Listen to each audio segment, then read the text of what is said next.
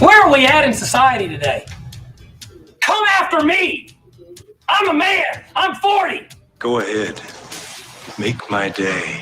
Every single week, I put my freaking heart and soul into this. I don't go out there and laugh. It's not funny. Nothing's funny to me. I don't want to go out there and get embarrassed on Monday Night Football in front of everybody. I think this is the beginning of a beautiful friendship. So ain't nothing changed from yesterday. Still the same person I was yesterday. And I got the same thing for you that I had yesterday. You know why I'm here. You play to win the game. You don't play to just play it. That's the great thing about sports. You play to win. And I don't care if you don't have any wins. You go play to win. When you start telling me it doesn't matter, then retire. Get out. Because it matters. It's kind of perfect that Herm Edwards,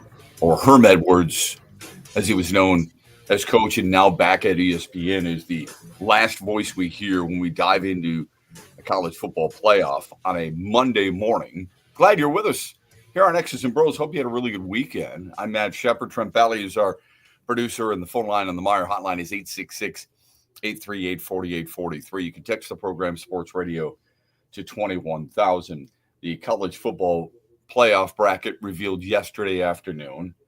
A lot of people chiming in on this, on what was right, on what was wrong. I thought it was a really exciting night and an exciting weekend of college football. I think there are obvious signs that strength of schedule doesn't mean anything when you see the college football playoff. You get the certain championships, and the winners of those championships are in. Obviously, Oregon, Georgia makes a lot of sense. You know, these are the things when people first wanted this extended 12-team playoff. This is what they felt they were going to get. Let's make the post-conference championships matter.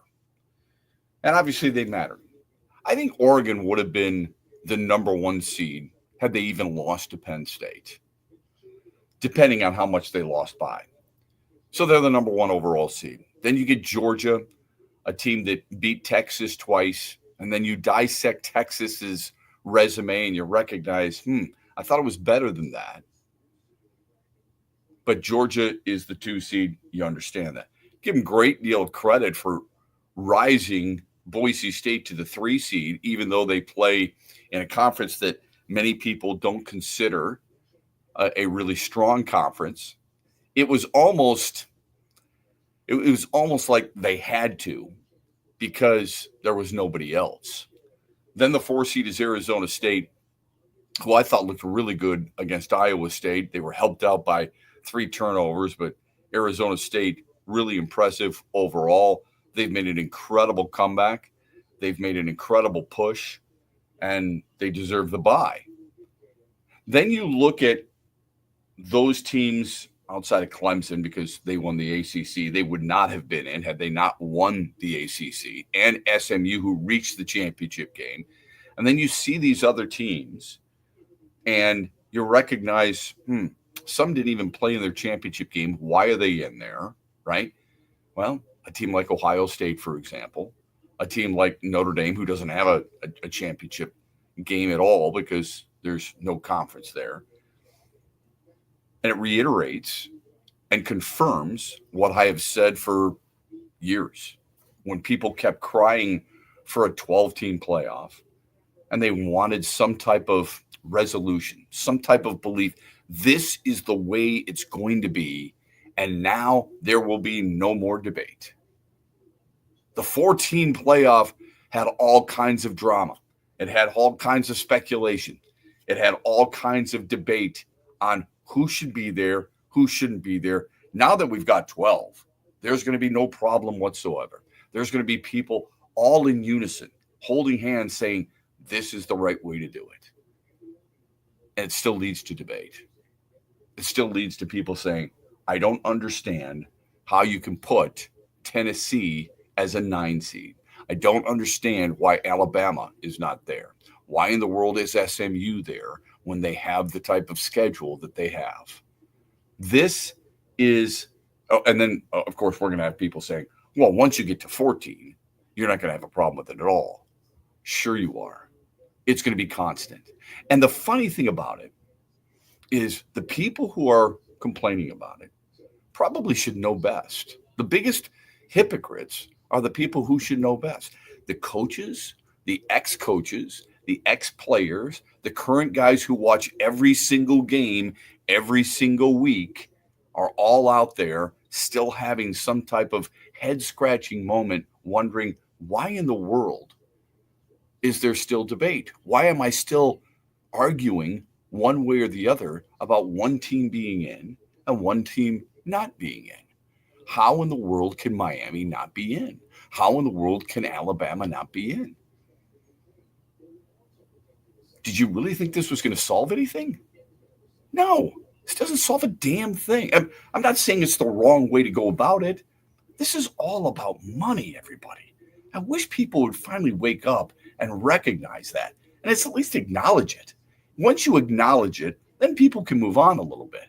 But we're walking around here and calling people back and forth and texting back and forth saying, boy, I can't get over how much of a problem this has been, how disappointing this is that certain teams aren't in it. How did you not know? How did you really not know that these 12, you really probably go less than 12, but these weren't going to cause some issues? Absolutely, they were going to cause issues. There's no doubt about it. There are other teams out there. Alabama is a little frustrated. I mean, they can blame themselves for a really bad loss at Oklahoma. Miami can blame themselves for a bad loss here or there, for sure. This wasn't going to solve anything. And then on top of that, you've got people, well, this is not the way you're supposed to do it. The way you should do it is just rank them 1 through 12 and let that happen. Like, you've got teams out there that they're not ranked in the top 12, right? You're thinking you got the 12 best teams in America. Do you honestly believe you have the 12 best teams in America? That's the thing you have to ask yourself. Like, if you go out there and you say, let's just use Alabama as the example. I mean, they're not the same Alabama in the past, right? But they're a pretty good Alabama team. And yes, they've got a bad loss on their schedule. And so does Ohio State, by the way. And but they play in the most challenging conference in America. Yesterday, during the reveal, you got Nick Saban out there, and rightfully so. I mean, who better to speak than Nick Saban, who's got 11 national championships, right? Has won numerous SEC titles and has won numerous, at least getting his team to the college football playoff, right? And coached at Alabama and understand what it's like to get ready for a team like Florida, and Georgia, and Tennessee, and Auburn, and LSU on a regular basis. That guy could speak to it better than anybody else on that panel. Even guys who have played in certain situations. Nobody knows what it's like to try and turn the page quickly after playing Tennessee and then trying to get ready for LSU or Vanderbilt at times or South Carolina at times. You get what I'm saying? So this is a guy who can speak to it. And he's like, hey, listen, Alabama's playing this hard schedule. SMU is playing the schedule that it has. There is no incentive for any team to go out there and schedule the games that you and I and all these other fans want to see at the beginning of the year. This is going to be awesome. First kickoff of the year. This is what we should want. Shep, I can't believe how weak this schedule is. Why would you play this schedule? We want to see bigger teams. This is why you're not going to see them. You're not going to see them because you got teams right now who have scheduled those hard games and have not been rewarded for the strength of schedule. We'll get to this. We got some baseball news, big-time NFL news. Another guy makes a push for the MVP. And as good as the Lions have been, the teams that are chasing them for the number one seed in the NFC West have been equally as impressive. We'll get to all that coming up on a busy Monday morning on X's and Bros across the great state of Michigan. Glad you're with us here on the Michigan Sports Network. Hey, Michigan, let's go big.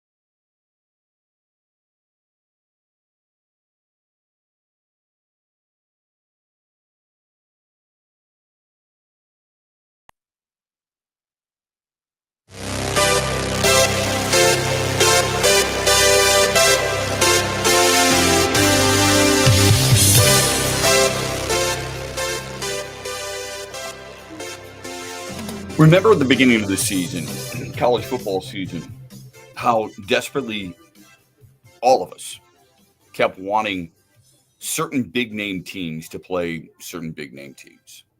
How much does that reward you? When Indiana, and I like Indiana, and I like Kurt Signetti, and I like the Big Ten being represented. I think it's important for our area when you get Oregon in there, first year in the conference, and they win the conference, and they're the number one seed and the number one team in the country. And you get Penn State, who I think is overrated, but they're in there, right? You get Ohio State, who is in there. You get Indiana. Not sitting there telling you none of them deserve it, but I want you to think about this for a second. As good as Indiana has been, you and I have seen them on a regular basis. We saw them open up a proverbial can on Michigan State. We saw them beat Michigan. I ask you this. How exciting was it for Indiana going into the season when they played FIU or Western Illinois or Charlotte? Because those are their non-conference games.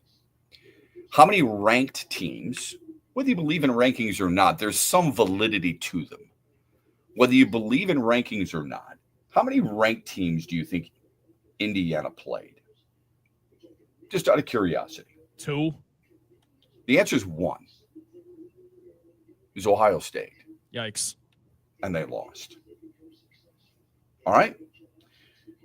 I love, because I am a mid-major guy, a mid-American conference guy. I love that smaller schools or less popular schools have the opportunity to get in here and play with the quote-unquote big boys. So I'm all for Boise State. I love the fact that the committee said to SMU, you know what? You reaching the championship means something to us. Good for you. At least with SMU, they played a couple of ranked teams. At least they're on their schedule, their decorated schedule. And you have to play your conference, okay? But they did beat Pitt, that was ranked at the time. They did beat Louisville, that was ranked at the time. They ended up losing to a BYU team earlier in the year. BYU was not ranked at the time, but they turned out to be a halfway decent team, right? Okay, so you've got that. I want you to think about what Alabama had to go through. And I'm not an SEC apologist. I'm not the four-letter network who goes out there and says the SEC and then there's everybody else. But there is something to that, okay? Because at least Alabama goes outside their conference, and what do? They schedule a game against Wisconsin at Camp Randall. And we know that Luke Fickell and Wisconsin were not all that great. The point is, they went to a major conference, and they did that. All right? So, yes, they played Western Kentucky. Yes, they played South Florida. And, yes, later on, they played Mercer. And those are some of the things that people are complaining about. But they also played Wisconsin. It's a fine line, right, for athletic directors. Athletic directors, I hope, are taking into account the importance of college football as a whole. All right? This is not just about Power 4 conferences. If it's just about Power 4 conferences, just have them schedule within themselves. What about the smaller schools that need the big payday or want to give those kids a chance to say, you know what? I always wanted to play there, never got the chance. At least now I get a chance to play them and show them what they're missing. May not be the case for all players on that roster, but for some, right? Well, at the same time, I get a massive payday. Then that just helps fund my football program moving forward, but it also funds a lot of my athletic program. We're willing to go there. We're willing to take the heat. We're willing to get beat up, if that's the case, just to give my kids a chance to play at Tiger Stadium against LSU and see what they can prove. But Alabama did do that. They had the mix. They gave some of those smaller schools that chance. And they also went to a Power 4 school and played at Wisconsin. Impressive, I think. But then after Wisconsin, they got to play number 2 Georgia at the time and beat them, by the way. And then it's Vanderbilt, bad loss. And then it's South Carolina. And then it's Tennessee, ranked. And then it's Missouri, ranked. And then it's LSU, ranked. And later on, it's Oklahoma. Okay? And then it's Auburn. Sounds pretty challenging, right? Granted, it wasn't flawless. There's 3 losses in there. And the losses are to a bad Vanderbilt team, or I shouldn't say a bad Vanderbilt team, but a team that's obviously not Bottom in the of the conference. Yeah, bottom of the conference. Tough conference. It's Tennessee, and it's, the loss that really killed them was the 24-3 blowout in Norman. I remind you, in Norman. All right? It's a daunting schedule. And SEC teams are going through this. A lot of Big Ten teams go through this too.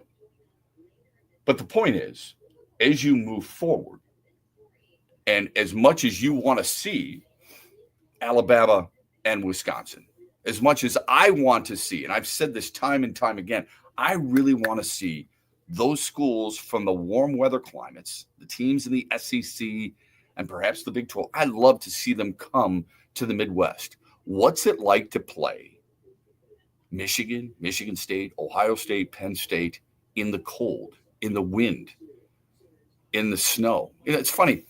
I didn't think really much about it until Nick Saban said something. Nick Saban said, you look in the NFL and you see a team lose, Pittsburgh lose to Cleveland. We don't say they're out of the playoffs. They get the chance to move forward. And people laughed a little bit. Thought it was kind of an odd example, but I think his point is that, you're not taking them down for playing a good team or a team on the road in a tough situation.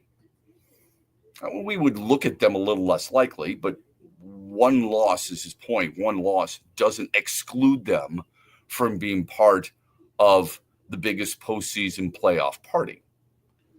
Well, it's obviously different in college football because of rankings and because there are more teams from which to choose. Now, maybe, and I think this is where we're going, I think what's going to happen is you're going to see college football eventually go on its own, and you're going to have 2 conferences like the NFL does right now, and you're going to see, Big Ten and SEC renamed or something along those lines, and eventually we'll get there, right?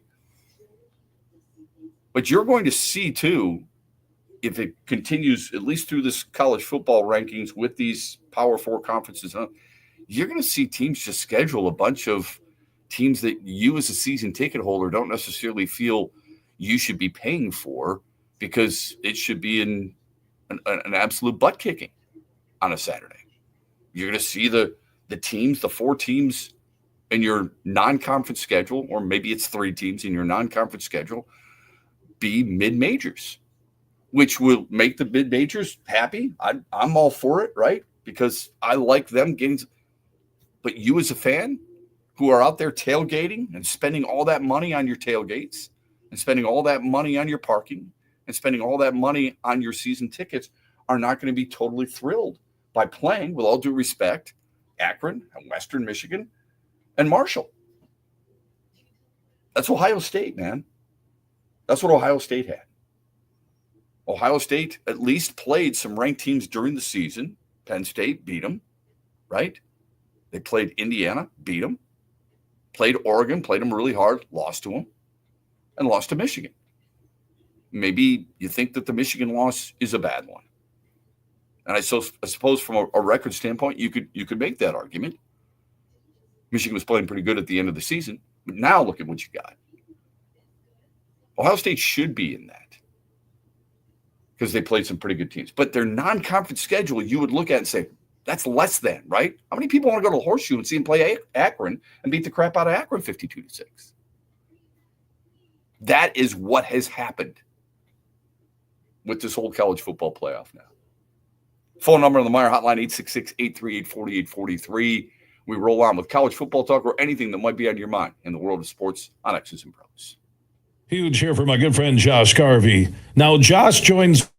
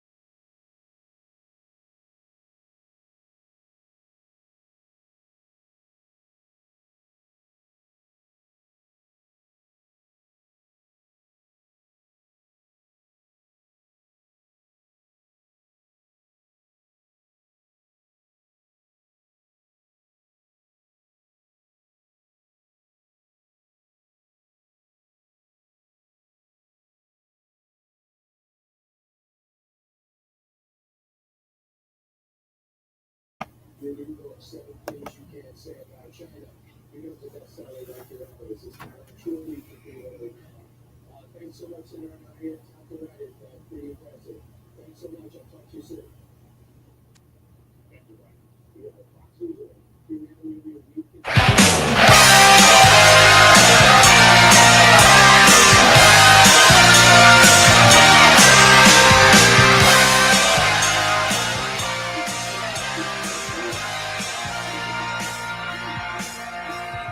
think I'd rather be the 2 seed than the 1 seed in the college football playoff. I'd rather be Georgia than Oregon.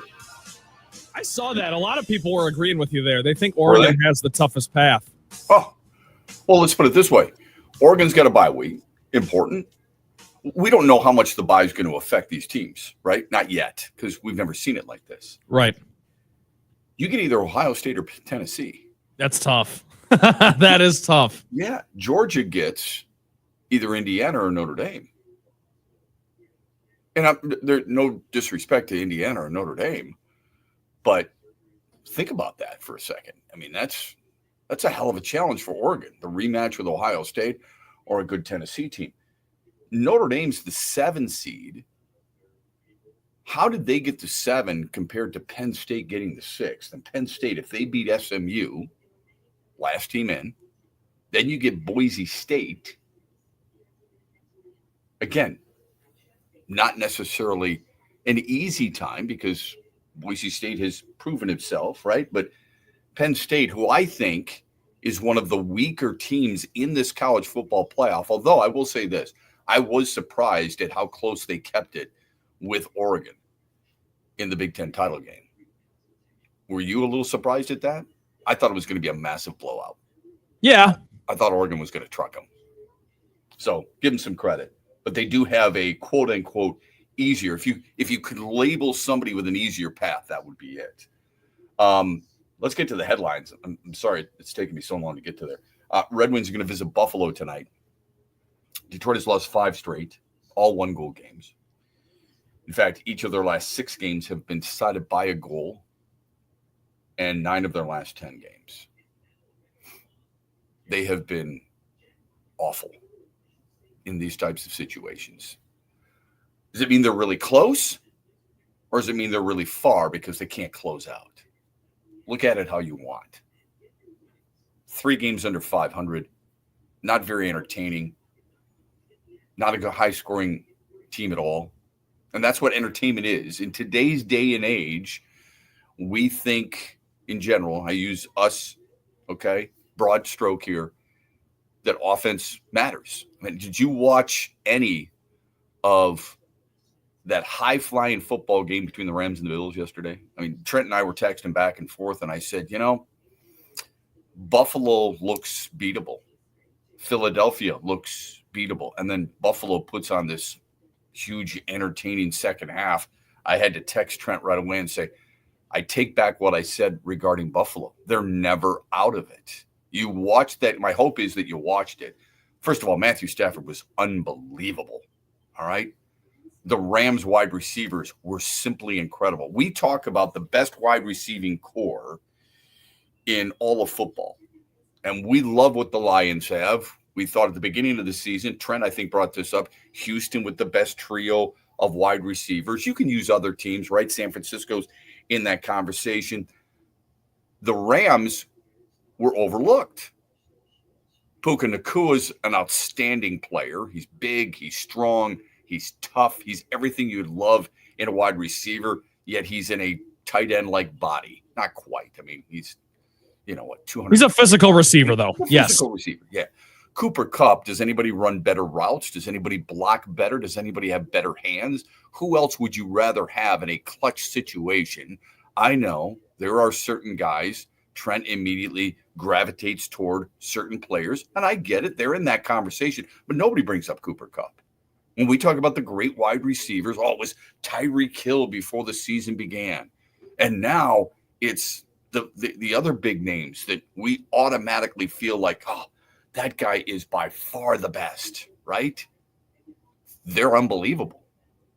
They're really good, if I not dare I say great players.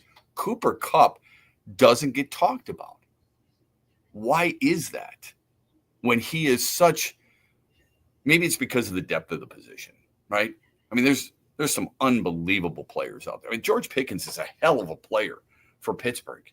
He doesn't necessarily get mentioned in the same conversation as certain other players.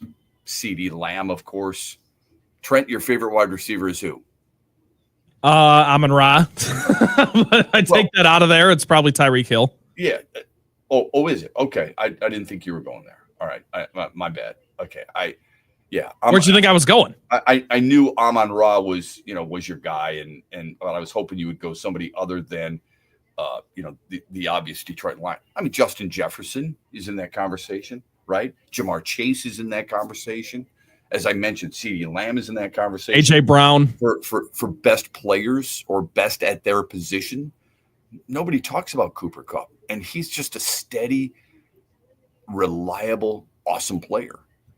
He pairs so well with Stafford, too. I mean, all the time, the quarterback gets all the credit, but I'll tell you, man, you got to have a guy on the same page. Who can be on the same page, who can do all the right things, like you've said, blocking. Atwell ran some really good routes. Anyway, the Rams were phenomenal. I mean, their offense looked like an absolute juggernaut. You would guess that they were the team that was fighting for home field instead of fighting and scratching to stay in the division conversation, right? Seattle leads the division right now. How do you think that ends up, by the way, just quickly? Well, you said think the Seattle Rams, hangs on? Let me give you credit, okay? Because you said the Rams at the beginning of the season. Of course, you also said the Dolphins, but you said the Rams, and I said the Niners.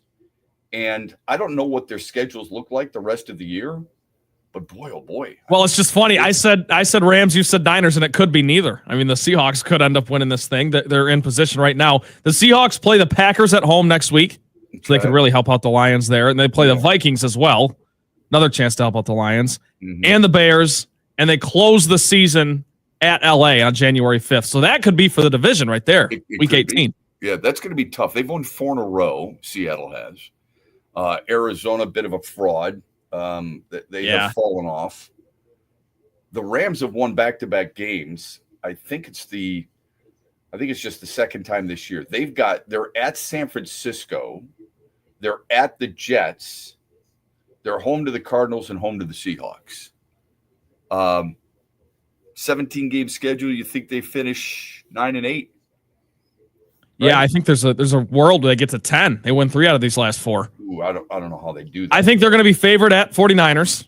I mean, it'll be close to a pick 'em, but that's this Thursday, actually. Buffalo was favored over the Rams too, so and rightfully so. And rightfully so. I don't look at it like that. I'm just simply saying they could be right now. I'm looking at the Rams are playing better than San Francisco, but San Francisco looked pretty damn good yesterday, for what it's worth. The Jets. I don't know how they'll win that game. I don't know how you lose to them. The Cardinals they should beat, and I think they're better than the Seahawks.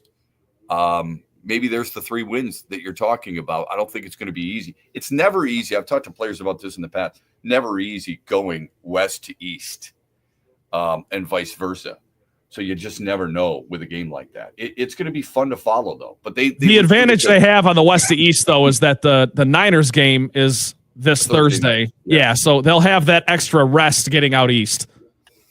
If you value that sort of thing. Bottom line is we look at offense as more theatrical. We look at offense as something that we enjoy and making it a more entertaining game. It's hard for us to be entertained with a strong pitching duel, a slugfest of a defensive game, right? That makes it, 16-13, boring, right? Overtime. That's what people kept saying about Georgia. Most people, yeah. It was, the people felt like it was a boring game. And the same thing in hockey. When the Wings are not scoring, and quite honestly, there's not even a lot of chances. They had 20 shots on net against Colorado the other day, and Colorado had 32, I believe. Pistons are off until Thursday when they visit Boston. It's been, I think it's been a tough follow as of late. Michigan plays in Florida in the reliable. It used to be the Hall of Fame Bowl, and it used to be the Outback Bowl. So they've been there plenty, and they're going to get Alabama. Outside of the college football playoff, that's one of the better bowl games out there. I think it's the best.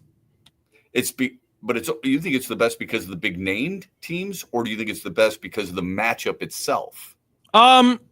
Both, but I go back to even, it's a rematch of last year. That's fun stuff. If it's a technically meaningless game, it's just a bowl game. Why not give us this sort of matchup? No, I like the matchup. Don't get me wrong. The matchup of last year. How much? I know that coaches for crying out loud. Yeah, not the same coaches. All the offense is gone. I get it. To me, that doesn't matter. The fan bases, they'll get into it a little bit more. I mean, this is a way to get fan bases to travel when you're playing. Sure. When you could say, as a Michigan fan, we're playing Alabama, and when you're Alabama, you could say we're playing Michigan. I would guess when Michigan was going through a lull during the middle of the season, and perhaps the entire season felt like a lull to Michigan fans, I doubt many people said, yes, I hope we get the opportunity to play Alabama. Yeah, it's not a rematch in the sense of last year's team. It's a little bit different now. Maybe it's a little bit different now. I don't know. Anyway, bottom line is Michigan gets Alabama. I actually, and I say this with no bias, the game above bowl in downtown Detroit, even though it's 7 and 5 teams, Toledo against Pittsburgh, that's a good matchup. For that bowl game in Detroit, that's a good matchup. Both are close enough with fan bases to travel, right? Both have decent history. Pat Narduzzi coming back. It's the second time I believe they've played in Detroit. Toledo has been there before, 5th appearance. Panthers, it's the 3rd time. Again, 2 7 and 5 teams, 2 decent fan bases. They don't have to travel far. Pretty excited for that as well. Here's our poll question for you. Which college football playoff team could provide the biggest upset win? Could it be Clemson? Could it be SMU, Boise State, or Indiana? And if you're wondering before, you don't want to do all the research and you just want to vote with your head or your heart in this case, and you're trying to figure out who are they playing?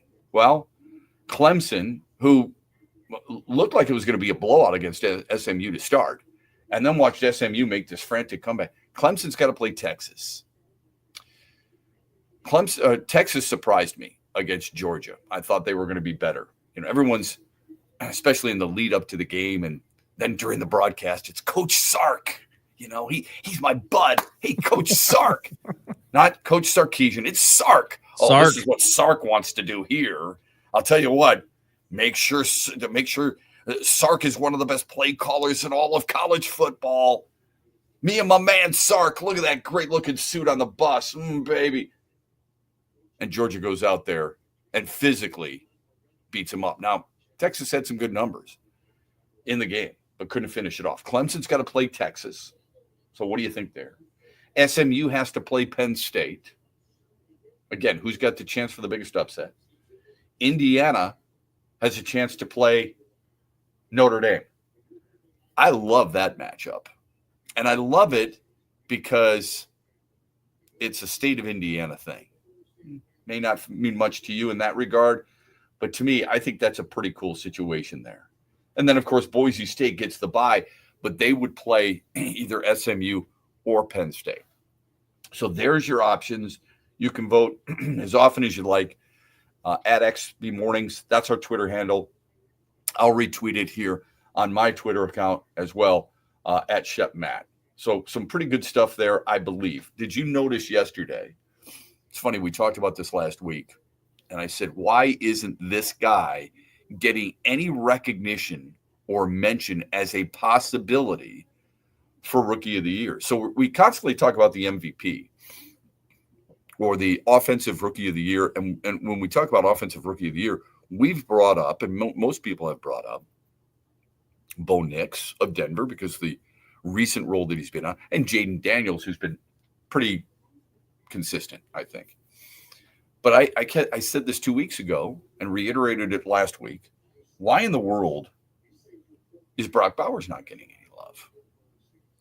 Brock Bowers yesterday broke a record. Unfortunately for Lions fans, it was a Lions record. And unfortunately, it was pretty short-lived. Brock Bowers yesterday set the rookie tight end record, the number 13 overall pick, for the NFL's all-time record for most receptions by a rookie. Take out the tight end. It's not just tight end. It's all receivers. Sam Laporta had 86 catches last year in his first year. Brock Bowers just reset the mark, and he did it after 13 games. So he had, 3 rocks, 49 yards in their loss to Tampa. So he now has 87. Again, 13 games. Raiders aren't very good. You and I both know that. That doesn't matter. Especially for a Rookie of the Year award. And especially with guys who are throwing in the football. Yeah. You know, when we talk about MVP, you obviously... Ritter, for crying out loud, what? Really? When certain awards, team success has to factor in, even though it's an individual award. Like you and I have talked all year about how Joe Burrow could be the MVP if his team was actually winning games. I don't think that's the case with Rookie of the Year. I think you got to give it to the most productive rookie. It's tough to, as a rookie, make an instant impact on winning in the ultimate team game that is football. And for that reason, I'd give it to Brock Bowers. I would. Yeah, he has. I think anytime you lead the league in anything. Necessarily, though, your line of thinking a couple of weeks ago. Correct. Yeah, but with new information, you can change your opinion. You know, I think he is consistently having a great season. Whereas Jaden Daniels, there's been valleys and peaks. You know, Caleb Williams, we know very well. There's been valleys and peaks. Slow start. Let me ask you this though: do you think there's been at least one valley in Brock Bowers' season? I mean, I'm not gonna lie, I haven't followed the Raiders very closely, but I can't think of one. That's exactly it. We follow. And I say we, I'm bringing me into it as well. We follow certain guys. I mean, they're quarterbacks. Yeah. Right. And some of it's just they're your fantasy football guy. They're getting in every single highlight. Brock Bowers' 8-yard catch on second down isn't making your highlight reel. Correct. Jaden Daniels throws and his final numbers that are shoved on the screen are pretty regular. Garrett Wilson was the offensive rookie of the year in 2022. Okay? Garrett Wilson had 83 catches, 1,100 yards, and 4 touchdowns. Got it? 83, 1,100, and 4. I know it varies. Just because one guy has certain numbers doesn't necessarily mean that it's universal or automatic a comparison. All right. But I want you to look at this: 83, 1,104.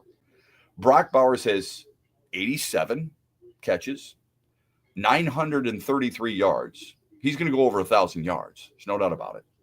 And 4 touchdowns.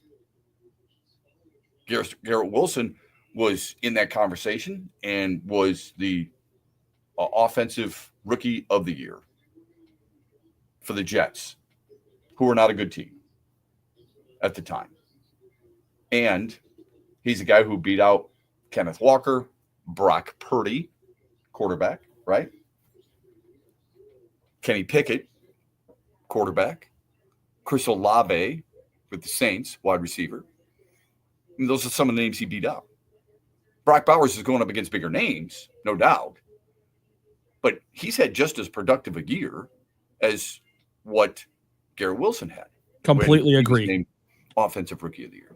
And it's relative. It's relative to position moving forward. That's all. I don't want you to think, okay, 13 games, it's automatic. I just that conversation.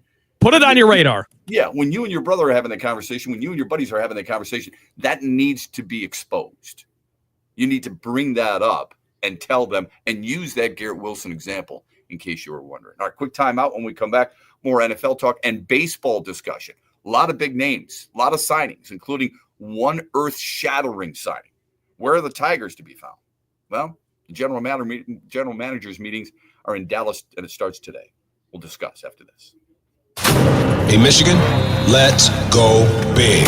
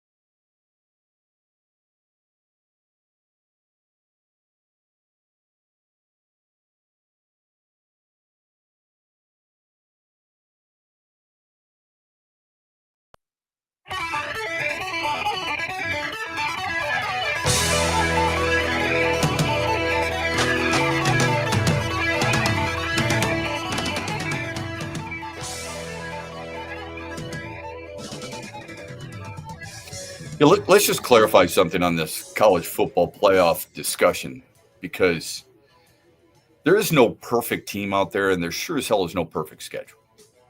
All right? There isn't.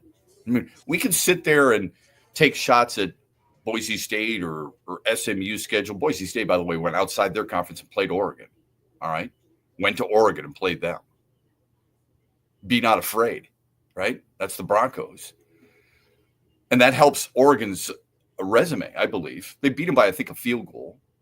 They beat Ohio State by a point, opened up a can on Illinois, and then played Penn State tough. Those are their hardest games.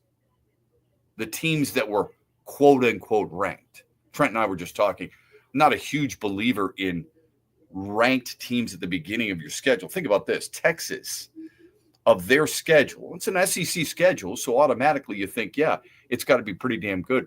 They played Michigan earlier in the year. Michigan was ranked 10th in the country at the time. Michigan wasn't the 10th best team in the country, were they? Hell no. So I'm just saying you've got to be careful, and I do too, when it comes to comparing all these schedules and how many ranked teams you're playing. There's only so much you can do. First of all, you got to play your conference schedule out of your hands. It's the non-conference part of your schedule that you look at, and giving Oregon a lot of credit for playing a team like Boise State outside their conference.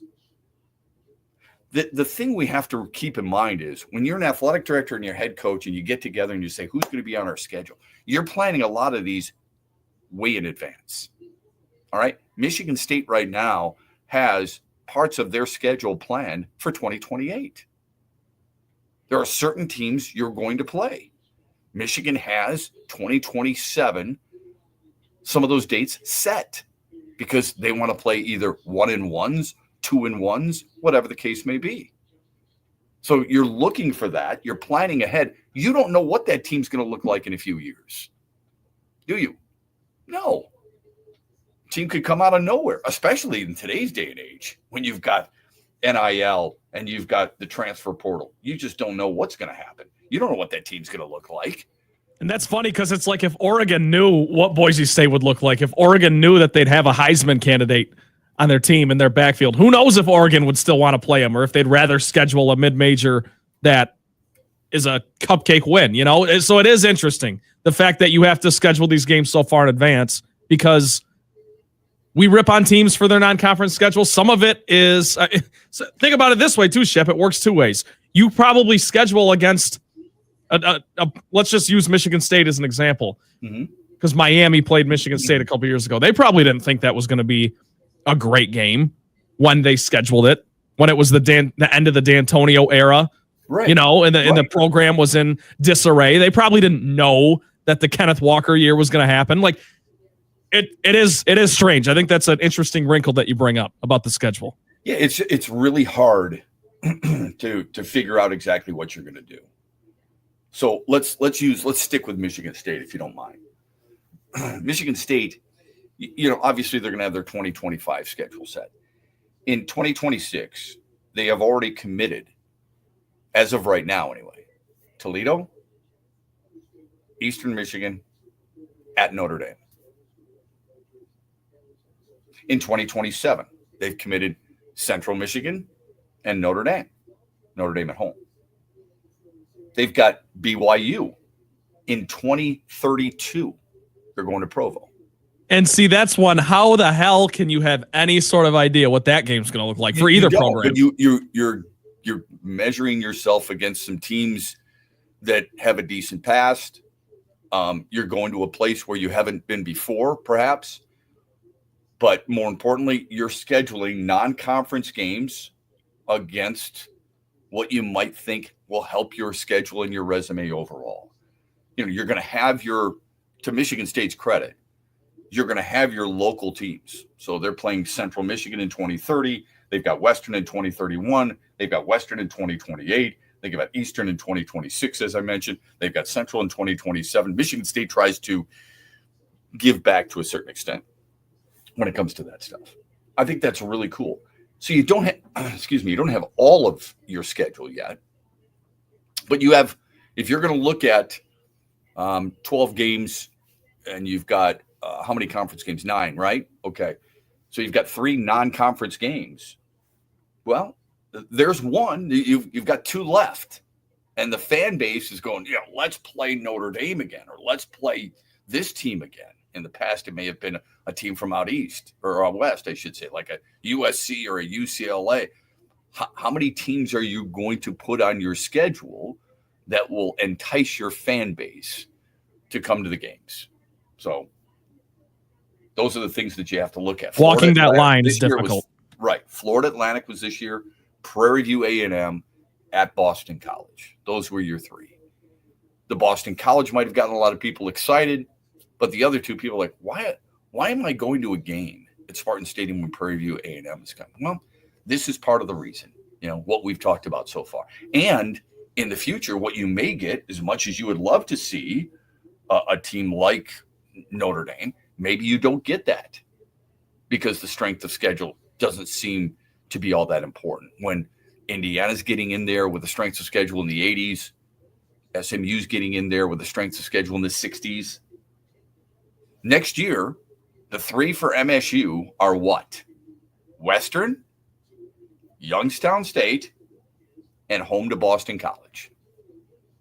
So as a Spartan fan, which you are, and your friends, how many of those games get you super excited to head to Spartan Stadium?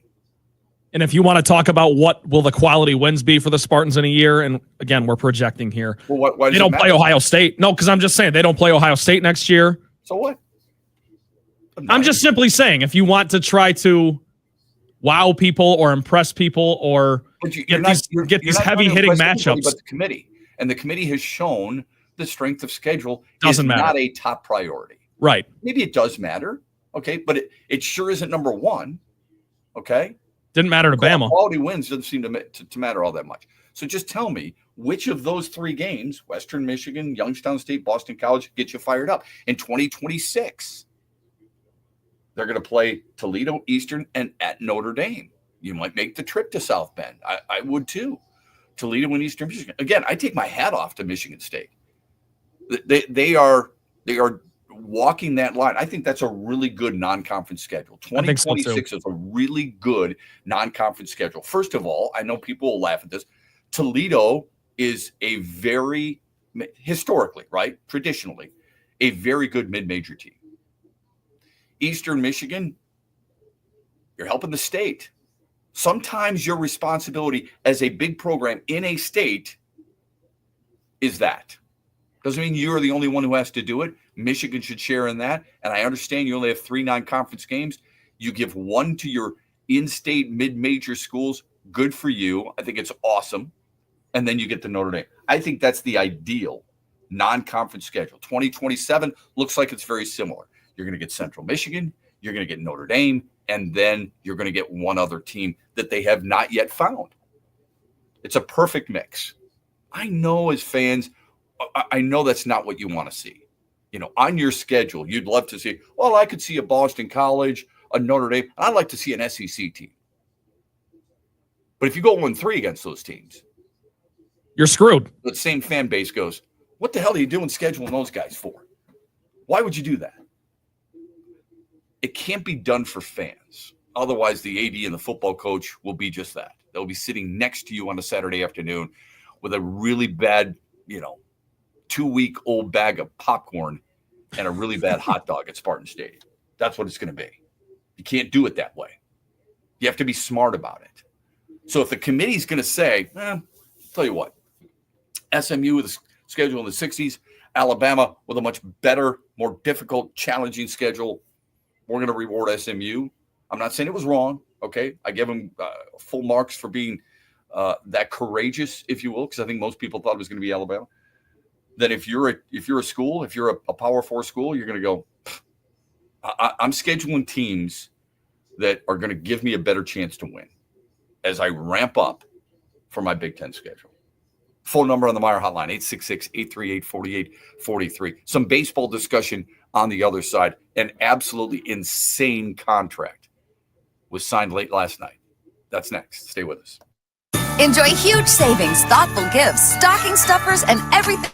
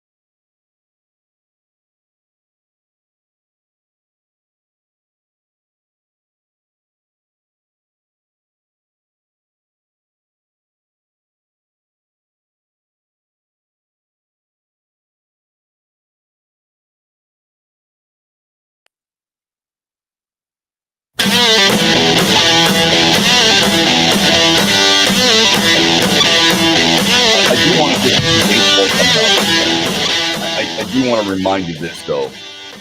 Well, the conversation earlier in the day, we had the conversation about NFL Offensive Rookie of the Year, and I think Brock Bowers needs to be more front and center, not just because he set a record yesterday. We said this for 2 weeks. While everybody was jumping on the Caleb Williams bandwagon early and then shifted to the Jaden Daniels bandwagon before veering over to Bo Nix 2 weeks ago, we said, why isn't Brock Bowers being more discussed in this conversation?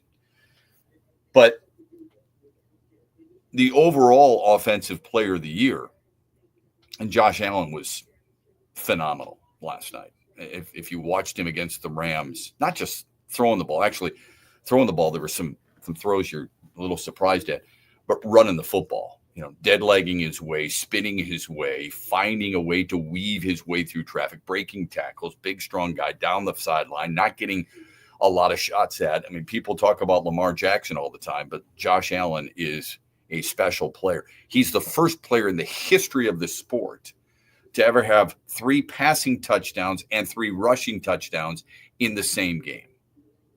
That tells you something, right? And they're not all tush pushes. It's not ready, silent count maybe, and then just go, goose and go. But Saquon Barkley did it again. Finished with 124 yards in Philadelphia's win over Carolina, which was a little more challenging than I thought than it would be. Carolina put up a hell of a fight, man. Had a chance to win at the end. They did. They actually had a couple of chances near the end. It wasn't just that last drive, but the drive before. I mean, they were able to stop Philadelphia. They were the drive before they had a chance to take the lead. Gave it back to Philly. Philly then ends up giving it back to Carolina, and Carolina's has to go a long, long way. Bryce Young makes a couple of really nice throws. Anyway, I digress. Saquon Barkley, over 1,600 yards right now. Again, 13 games. MVP broke out, and for good reason. And he thinks it's pretty cool, but he's done a really nice job this year. He is on pace, according to statistics here, he's on pace for 2,122 yards.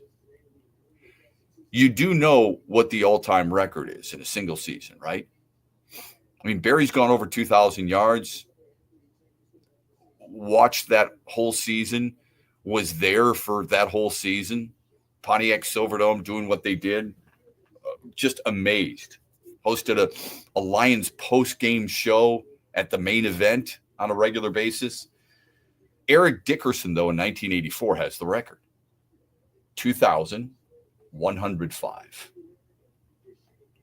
2,105. That's 8 yards ahead of what AP did in 2012, 2,097. I looked that up quickly because I thought that was the record. Yeah. AP in 2012, and he won the MVP, by the way, for Minnesota. Yeah. Eric Dickerson's I don't want to say he's an underrated back, but he's, when we see running backs today and we go, oh man, that guy's great. That guy's the greatest. Hold on a second. Yeah. Look back.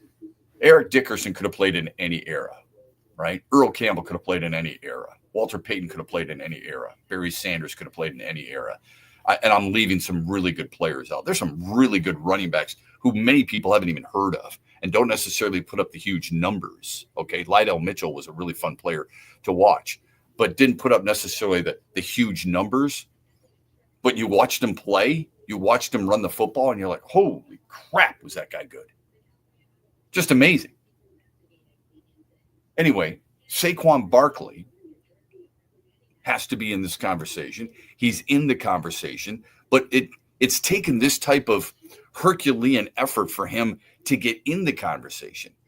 My hope is that whether it be Brock Bowers with Offensive Rookie of the Year or Saquon Barkley with Offensive Player of the Year, that we're moving past just the quarterback position. I love quarterbacks. I think it's vital. You and I have had this conversation. I've said it's the most important position in sports, not just football, but in sports. That and goalie, I think, are vital for a team's long-term success. But come on, man. I mean, Saquon Barkley should have been in this conversation weeks ago. And it seems like he's just building momentum right now over what he has done. It's an amazing accomplishment. I mean, there was a time where his quarterback, Jalen Hurts, and he's had a nice year too, don't get me wrong, but his quarterback, Jalen Hurts, was in the conversation before he was. And I think it's ridiculous. I really do.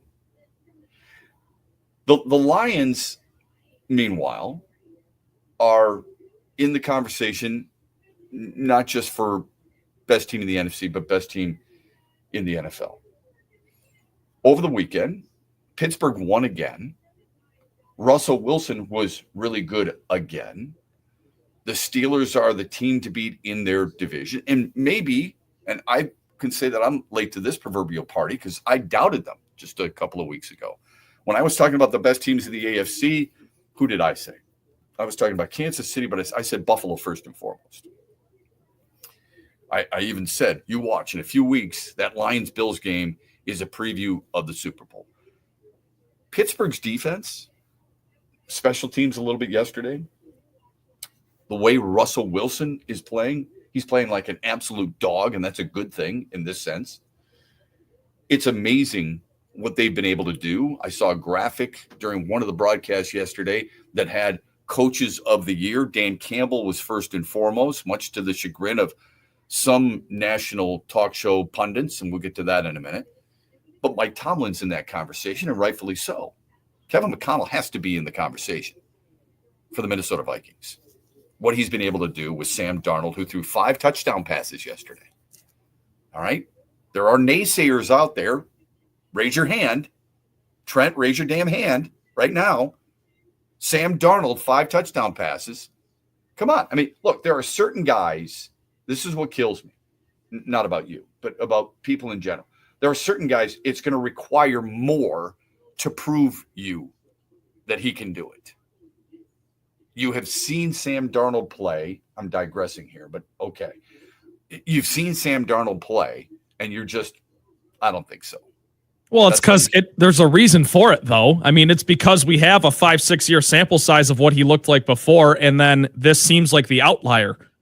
You know, now there are examples of guys that come on late. Geno Smith was a late bloomer, right? Mm-hmm. Mm-hmm. Baker Mayfield, a little bit more of a late bloomer. So it's a thing. I understand, but I don't think it's out of place for people to question if Sam Darnold can keep this up even into the playoffs. I know they're 10-2. They went, or they're 11-2 now, right? The Vikings. They win a lot of one-score games. But you say it's an outlier, and I thought this season is an outlier for him. Yes. Okay, but in his second year, what I was going to say is in his second year, he threw for over in 13 games. He didn't start every game. In 13 games, he threw for over 13,000 or 3,000 yards. 13,000 would be a record. Over 3,000 yards and 19 touchdowns, and completed 62% of his passes. Now it's much less in a completion percentage, but in his second year wasn't necessarily a bad season for him. No, numbers wise. Okay, so when you say it's an outlier, he's got 13 games under his proverbial belt now, and he's got 3,300 yards, 28 touchdowns, and 10 scores. You know, Kirk Cousins has done it for a lot longer, but they're ready to throw dirt on Kirk Cousins right now. Sam Darnold's season, he's having a hell of a season. I think he's 5th in the National Football League in touchdown passes. And before you go, well, he does have Justin Jefferson. Okay, well, if you're not going to say that about Kirk Cousins for what he did with Minnesota in the past, why are you saying it with Sam Darnold?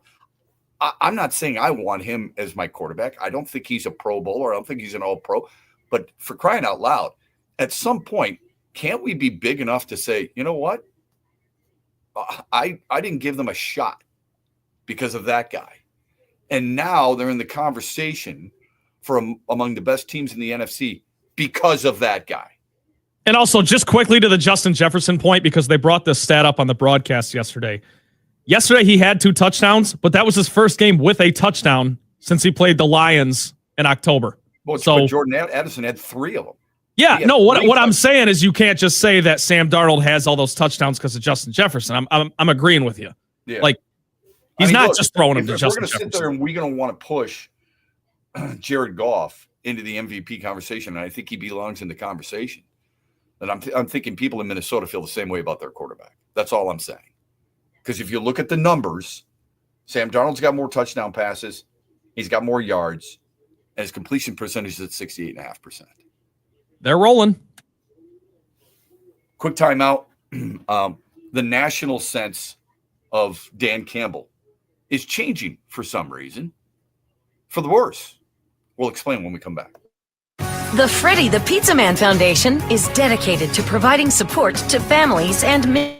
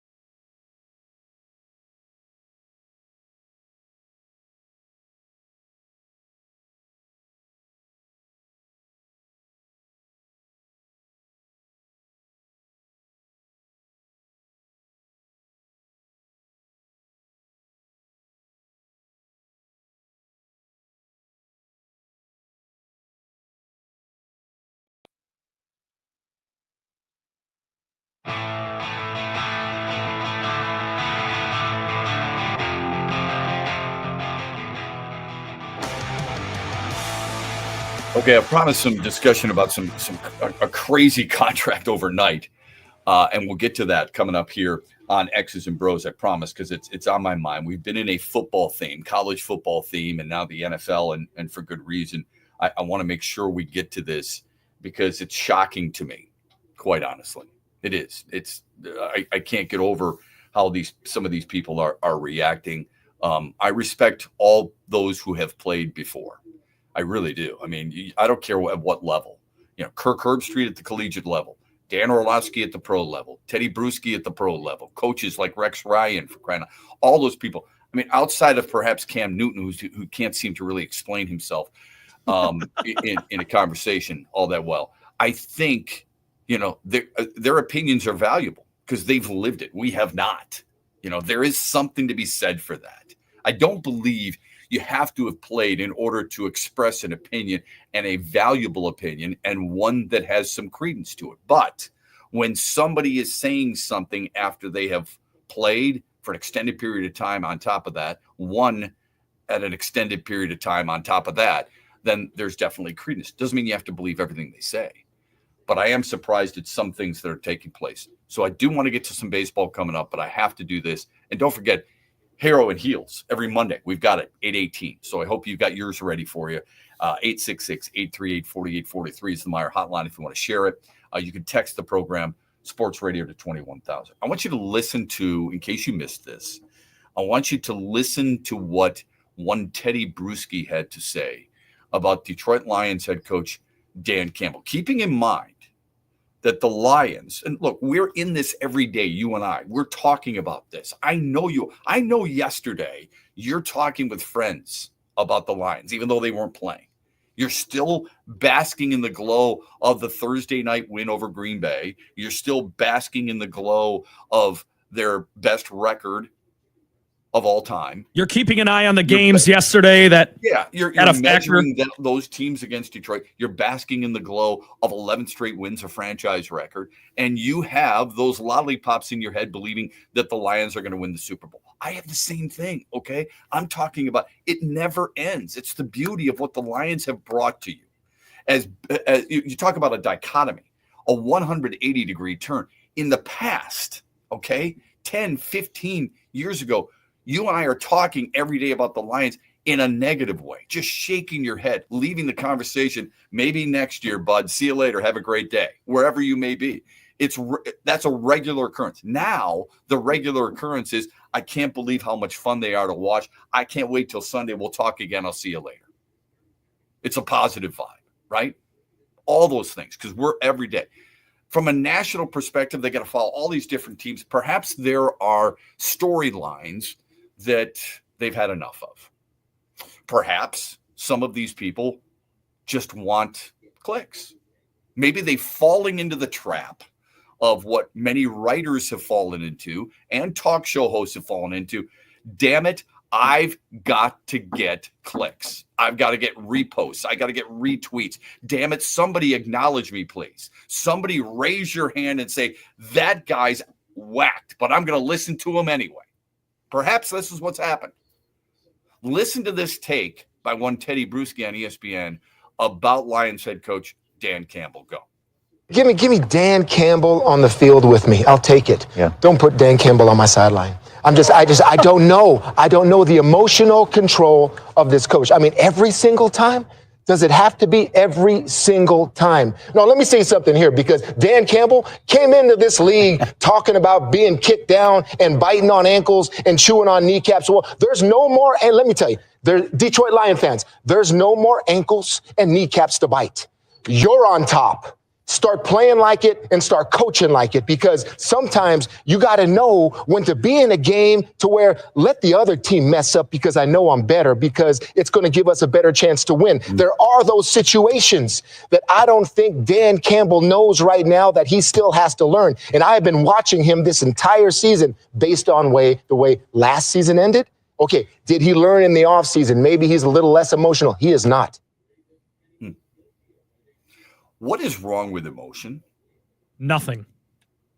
Especially when that's your identity. That's what you're built on, and you're consistent in your emotion. I think it can be. I wouldn't say nothing. I think you can be too emotional. where you lose your head. You can't. I mean, coaches, do you want to follow a leader in a crowded room with a fire breaking out, somebody who's emotional and going crazy, or one who is calm and leads you in the right direction? That's a fair point, but I think you and I would agree, though, that Dan Campbell's not too emotional. You and I would agree on that, right? No, I wouldn't. You think he's too emotional? I think I don't think that's a bad thing in his case. But yes, I think he can be too emotional. That's okay. I don't think it's always a wrong thing. When you watch certain players and they perform something, a positive act on the football field, do you think any of them go overboard with their celebration? For sure. In a positive way. Do you think any of them go overboard in a negative way? Start stomping and looking like they're the child all around? Absolutely, it happens. Why? Because it's an emotional sport. Teddy Bruschi knows that better than anybody. He played a long time, achieved a lot of greatness in his career, won a lot of football games, has a lot of rings, okay? So he knows what it's like to be emotional. He played for a guy who was emotionless. Was Mike Ditka as a head coach emotional? Was John Madden as a head coach emotional? For sure. Not everybody has to be Tom Landry, Bud Grant, Don Shula, or Bill Belichick. I don't know what the right example would be, that everybody has to be that guy, but I can tell you, based on clips that we've seen, Vince Lombardi has been plenty emotional. All right. I'm not asking you to stomp around. What brings Dan Campbell close to his team, the reason he gets the type of buy-in from his teams, in part, is his emotion. What Teddy Bruschi's talking about there is the fourth down attempts. He inadvertently brought that in, right? I want Dan Campbell next to me on the football field. What are you kidding me? Dan Campbell was a good player. He was a steady player for a long time. He wasn't a deep threat. He's not Tony Gonzalez, for crying out loud. Give me Dan Campbell on the football field, but not on the sidelines. Not on the sidelines? You don't. Did Nick Saban ever get emotional? You're damn right. And he won a lot. There is no perfect coach on when. Just ask Teddy Bruschi, when's he supposed to be emotional? He's in the locker room and he's sharing his love and admiration for his players. Would Teddy Bruschi have wanted something like that? Correct me if I'm wrong here, but there were plenty of players who played for New England at one point, wanted to get the hell out of there because their coach was so distant. The atmosphere with New England was so toxic at times, which is kind of funny because they won so often. Tom Brady had a bit of an issue with his coach. Was Tom Brady emotional? So if you're a player, you can be emotional, but if you're a coach, you can't. Even though coaching, they put as much into their craft as the players do themselves, with late night study, late night film work, plenty of meetings, and so on and so forth. But you're telling him not to be emotional. It's hard to tell people how to act because this is who they are. This is who he's always been, whether he's been an interim coach at Miami, a tight ends coach with New Orleans, or a head coach with the Lions. So you didn't have a problem with his emotion a year ago when they went 12-4. He's 24-6 over the last 2 years, and he's 31-9 over the last since week 7 of 3 years ago. And you're going to tell him now that enough is enough because there's no kneecaps to be bitten off anymore. There's no ankles to be broken.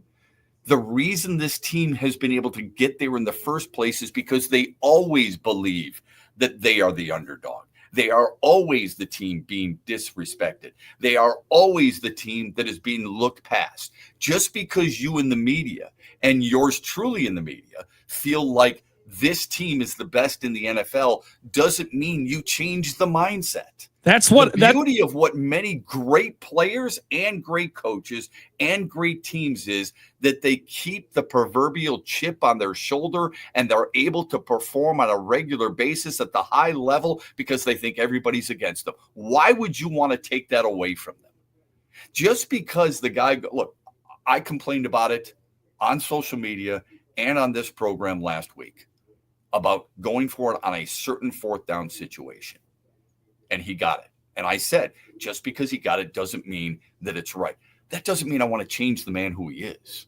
So what? By the way, he has also revolutionized that decision-making. And I've said this for over a year now. More NFL coaches are going for it, and more college coaches are going for it. And I would argue more high school coaches are going for it because they see the chances that it takes to get it. 4th and 1, be damned. 4th and 1 at my own 40, be damned. I'm going for it. Dan Campbell has brought that type of attitude toward it because we've never quite seen anything quite like it. We've seen fourth downs, people go for it, not as often as he does. It spells a truth that he has in his team, a belief that he has in his players, and they feed off that. And now you've got national talk show hosts saying that he's not a good coach because of it. What do we use as a definition and the ultimate determining factor of what makes a good coach? Simple, right? Wins. Am I wrong there? Dan Campbell's got wins. He's got a division title from a year ago. He's got players who want to play for him. He's got an ownership group and a front office that believes in him. He's got a fan base that continues to increase that truly believes in him. And I know it's not a popularity contest, but this is all part of it. When we look at really good coaches, dare I say great coaches, I'm not saying he's a great coach yet, but when we look at that, you use the measuring stick of wins. Fair or unfair, that's what gets them hired. That's what gets them fired. Let's go to the phone lines. The Meyer hotline, 866-838-4843. Fire away. It's Freddie with thoughts on this topic. Freddie, good morning. Thanks for the call. Good morning, Shep. Good morning. I think it's absolutely ridiculous. I didn't hear him. I heard him. No, I just heard him through you. I think it's absolutely ridiculous. The thing about Dan Campbell is I've never seen him fly off the handle on the sidelines during a game. I think when they see his emotion, it's the post game that they post online from DetroitLions.com. It's what he says to the team. Have you ever seen him fly off the handle on the sidelines? I have not. Well, I don't think emotion. I wouldn't say emotion that Teddy Bruschi is referring to is strictly from a negative standpoint. And then when you use the phrase "fly off the handle," that I associate with negativity. Maybe I'm wrong there, and you don't mean it that way. Do I see him get super emotional on the sidelines? Absolutely. But you know what? I see Matt LaFleur do the same thing. I see Mike Tomlin do the same thing. Nick Sirianni. Yeah. Dan Campbell's not turning around and telling his hometown fans to go fly a kite, right? He's not doing anything like that. Well, here's the thing. He's not going up into a stands like a college coach and saying bye-bye and waving to them. Is that too emotional? Is it too emotional to show and start crying after a game? Teddy Bruschi, what bothers me about what Teddy Bruschi is saying is that if it's about the fourth downs, which I'm with you, I'm pretty sure they're talking about the fourth downs. Listen, Dan Campbell said it himself. He came from Sean Payton, Bill Parcells, Tree. Those guys, I remember Bill Parcells and Bill Belichick, some of the biggest fourth down plays and aggression. If you go back, those guys won Super Bowls because of the aggression. Maybe it wasn't necessarily fourth down, but everyone remembers Tom Brady's first Super Bowl versus the Rams, right? A minute left. They didn't sit on it. They went for it. The aggression. Sean Payton, the fake kickoff, the aggression, won him a Super Bowl. So to me, I equate that like a fourth down. And Bill Parcells was classic for his fourth downs and winning huge games to get to the Super Bowl and win in Super Bowl. So to me, it's absolutely ridiculous that. But when it all comes down to it, Shep, listen. The Lions, I hear this a lot. Dan Campbell's the greatest coach in Lions history. To me, I'm like, you can't say that until he actually wins something, because we've actually been down this road won home playoff games and won divisions, but we've never won the Super Bowl. But Dan Campbell's so close, and I just think, man, I think once he wins a Super Bowl, he'll get all the respect in the world, and people will shut their mouth. I think that's I how agree with feel, you. I do agree with you. I don't think, with all due respect, I don't think we've been down this road. I mean, you could talk about division wins. There's not that many, number one. And number two, we've never been in a situation that I can recall in my lifetime where we're considered the best team in football. Never. Wayne Fontes won Coach of the Year.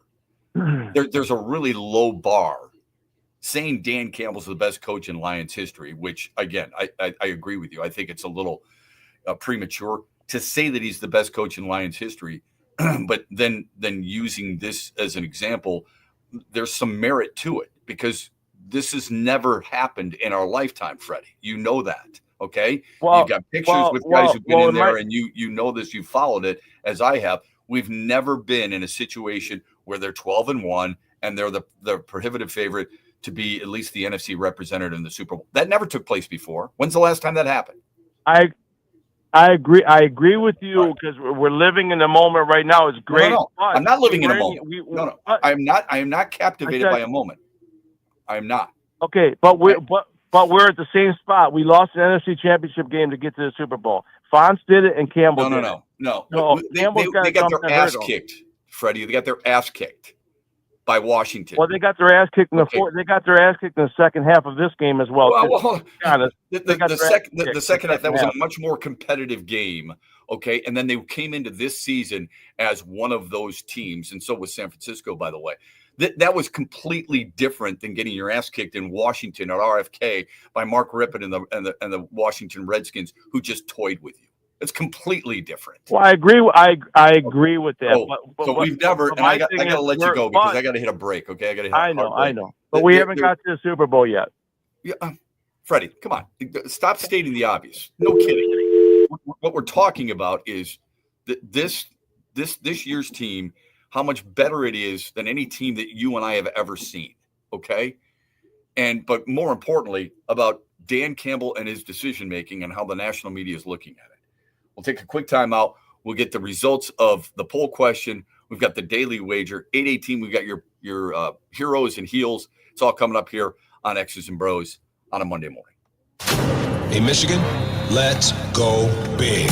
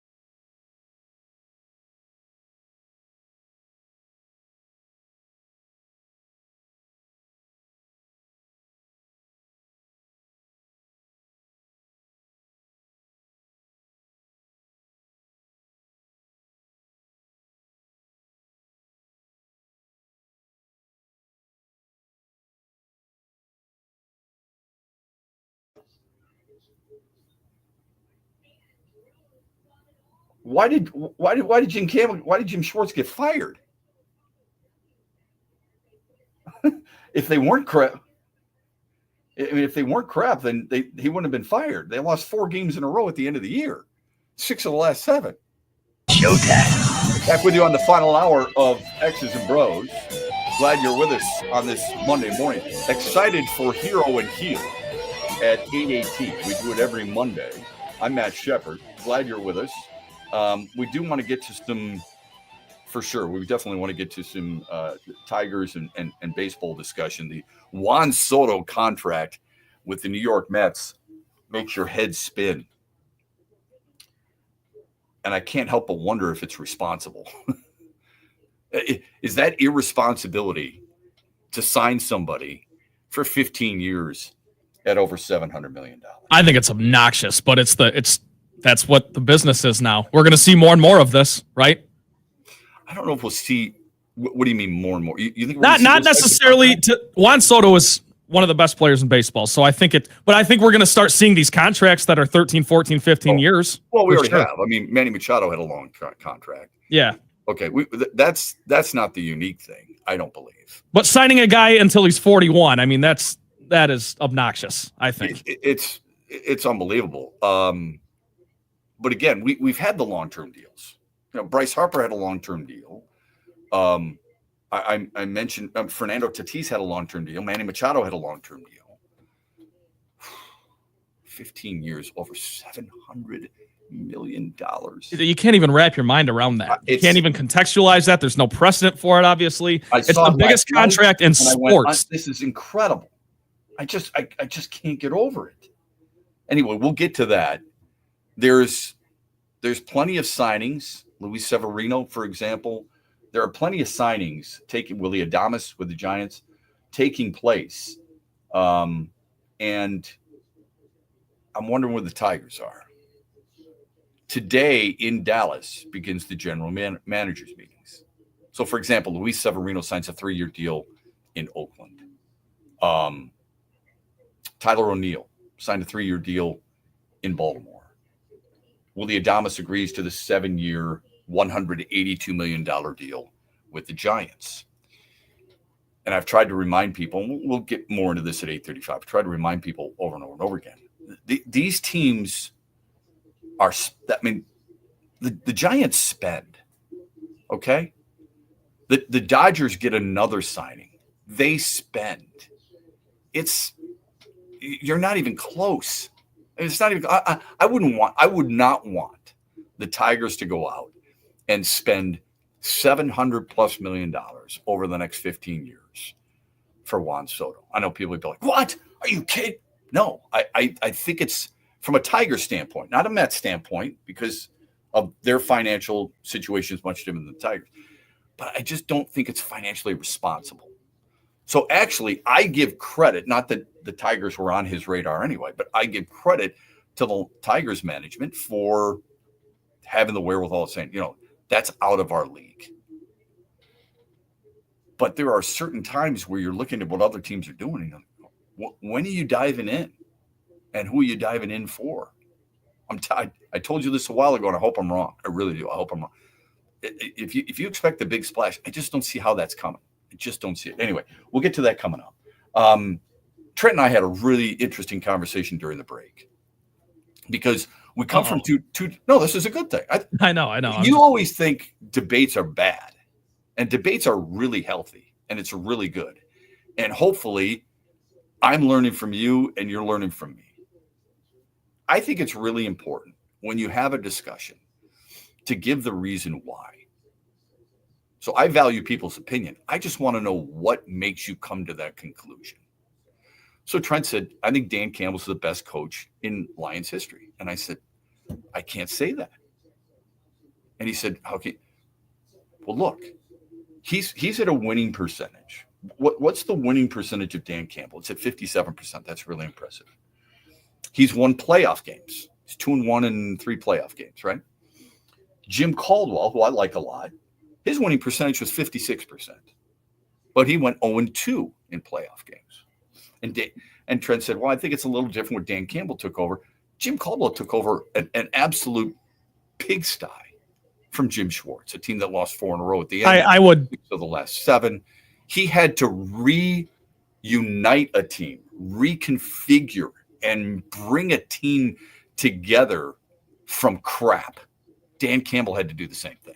Yeah, it just depends what you value more, because with Dan Campbell, it was taking over a whole new, like, we wiped the slate clean. Marvin Jones, Matthew Stafford, all those guys gone. The whole defensive identity, all those guys are gone. You're now having to build, I don't want to say ground up, because I think that's disrespectful to guys like Jared Goff, who you brought over. But I think it's a little different than what Jim Caldwell took over, because you at least had your quarterback. You had Megatron. I think there was a little more established there what Jim Caldwell was taking over from Schwartz. The culture was a mess. I completely agree with you. But Dan Campbell had to form his own square one, essentially. The Lions they were on the record saying they're rebuilding. Whereas when you have Stafford and Megatron and Ndamukong Suh, it's a little different. On the record of rebuilding.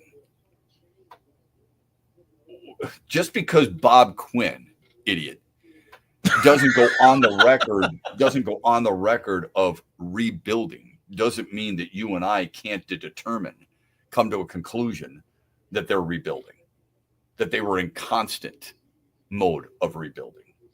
So personally, I'm not taking anything away from, sometimes I think it's more difficult to, we'll use the phrase, change a culture when you've already got guys who are used to a poisonous culture before. Because you can get guys who just say, look, this is the way we've done it. This is the way we're always going to do it. And I'm going to be here longer than you are because I've outlasted already a couple of coaches. No, that's true. And you also don't have to tear down one to build up the other. And I'm not saying you're saying this, but I just personally think to say that Jim Caldwell is even close to Dan Campbell in Lions history in terms of all-time coaches, I think that's laughable. That's just me. Okay, I didn't say he was close. I know you're not saying this. Yeah, okay. I got you. And I think, as I've said before, it's a really low bar. Right? Yeah, that's the bottom line. It's a really low bar. To your argument, Dan Campbell's won 36 games. Is that right? 36 games? 12, 9, 3. So his record is the same as Jim Caldwell's. Over the same time frame. 64 games, Dan Campbell, 36, 27, and 1, I believe. Is that right? Jim Caldwell, 64 games, 36 and 28. Same thing. All right. What they took over, what they inherited, you and I can dissect left and right. Then I look at it, and sometimes I could say this too. Jim Caldwell had absolute crap leadership. Dan Campbell's got great leadership. And Brad Holmes, right? I mean, no doubt. You thought it was laughable what they had in the front office when Jim Caldwell was in charge. You think it's among the elite in the NFL right now. Am I wrong there? Not at all. Okay, so there's a little something that's associated with that. And then you get to the point where what matters most? Do wins matter? Do championships matter? And if that's the case, and this is where Trent said, well, I'm going to preface this, in the Super Bowl era, Dan Campbell's the best Lions coach. Fair enough. Okay. It's hard to argue that. It really is. But if you look at Buddy Parker, won championships, George Wilson, again, long time ago, not Hall of Fame coaches. All I'm asking, tell me what matters. So Dan Campbell, if he moves forward and he doesn't win a championship, you're going to die on that hill. Whereas many people in NFL ranks would say, give me the guy who gives me a ring. That's all I'm saying. All right, we got to hit a timeout. That went much longer than it should have. When we come back, we're going to do, we have to do our heroes and heel, but we got to get to the final results of the poll question from Friday. And we also have to get to our daily wager, brought to you by Soaring Eagle Casino Resort. We'll do that next. Stay with us. Attention, Michigan fans. It isn't a Michigan game day without a Michigan-made beer.